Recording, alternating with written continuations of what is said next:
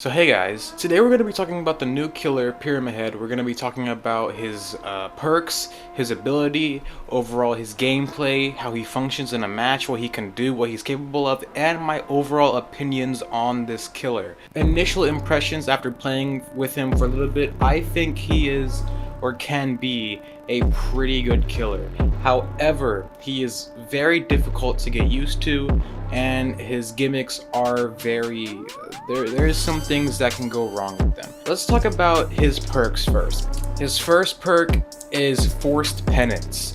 Survivors who take a protection hit are inflicted with a broken status effect for 20 seconds. What this does is anytime someone, body blocks a hook or tries to flashlight save, and every time you hit them, they're inflicted with a broken status effect, meaning they can't be healed to healthy for 20 seconds. So this can be really good for body blocking hooks.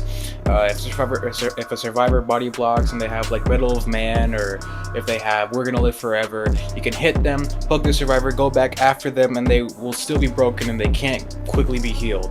This is very kind of useless at level 1. I'm imagining at level 3 it'll be for 20 seconds to 30 seconds to 40 seconds, or maybe from 20 to 40 to 60.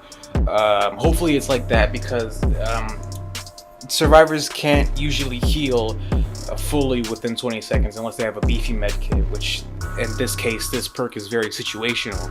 But that's Forced Penance. His next perk is Deathbow. When a survivor heals another survivor for 1 health state at least 32 meters away from you, the survivor performing the healing action will scream, revealing their location and activating Deathbound for the next 45 seconds. During that time, the survivor will suffer from the Oblivious status effect when further than 16 meters away from the healed survivor. Basically meaning, when a survivor heals someone else and they're away from your terror radius, they will scream. And for the next 45 seconds, anytime those two survivors are separated, they will suffer from the Oblivious status effect, meaning that they won't hear your terror radius for the next 45 seconds if they are separated. This perk is also very situational, because when survivors heal each other, they don't tend to leave. They tend to work on a generator together, and plus this perk doesn't seem too powerful, even at level 3, which I don't know what it looks like at level 3, but at level 3 I don't really see this perk being that useful. Next is Trail of Torment. This is the only one I have leveled up to level 3, because I think it's his best one. After kicking a generator, you become undetectable for 15 seconds. However, the generator's yellow aura is revealed to survivors. So this is one of those perks where they'll know you have it instantly when you use it. You do lose your terror radius, and I've played it with this perk for a little bit, and it can be used very well. It is a very fun perk to use, and easily his best out of his other two.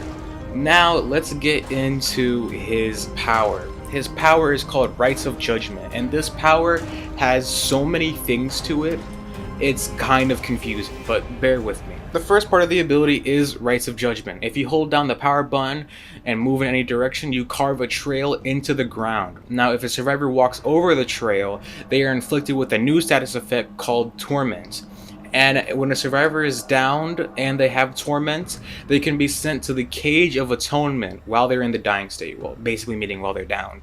Now, let's talk about Torment for a little bit. Torment is like a new status effect, and they only get it if they touch the trail that Rites of Judgement creates. Now, survivors can't get rid of Torment, and they are stuck with it until they are sent to the Cage of Atonement. Now, the Cage of Atonement works like the hook. And when a survivor is downed and they're inflicted with Torment, the Pyramid Head can stab the ground with his sword and send them to the Cage of Atonement, which is a random cage spawned randomly throughout the map. There's no set path for it, I don't think, and it just spawns randomly. Now, while in the Cage of Atonement, survivors can't really do anything. They can't attempt to escape.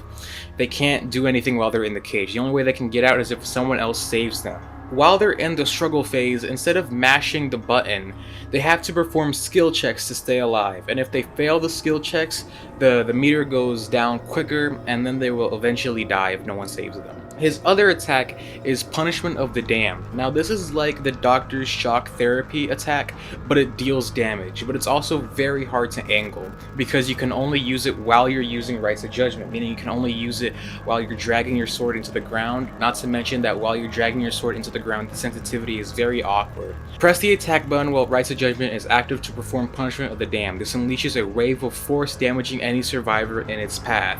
One thing they don't mention is that this attack can go through walls, meaning it's very good for loops and pallets and windows. It's very thin and the range is not that long, so you have to aim it really well in order to pull it off. Special ability, Final Judgment.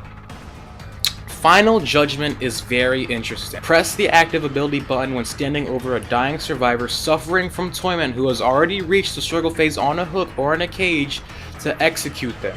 Basically meaning, if you down a survivor who is affected by Torment and they're on death hook, you can mori them. It's not an actual mori, it's a mini mori, but you can execute them and remove them from the game entirely. Now this is where Rites of Judgment as a power, as the trail power, becomes very essential. You need to use your trail almost anywhere you go. You can put it next to windows, next to pallets, next to hooks, because the trails stay there for quite a long time. Now, what do I think about the killer as a whole? I think Pyramid Head is very strong when used well.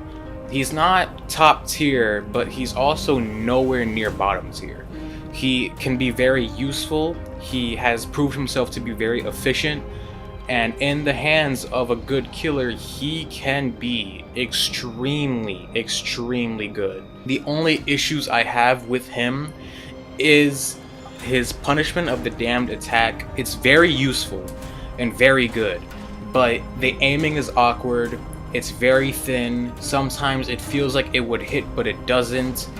The hitbox is a little wonky on it. That's about the only thing I can say. But all in all, I think Pyramid Head is a very good killer. If you have the PC version of this game, get the PCB, play this killer. He's very fun, he's very good, and that's all, guys.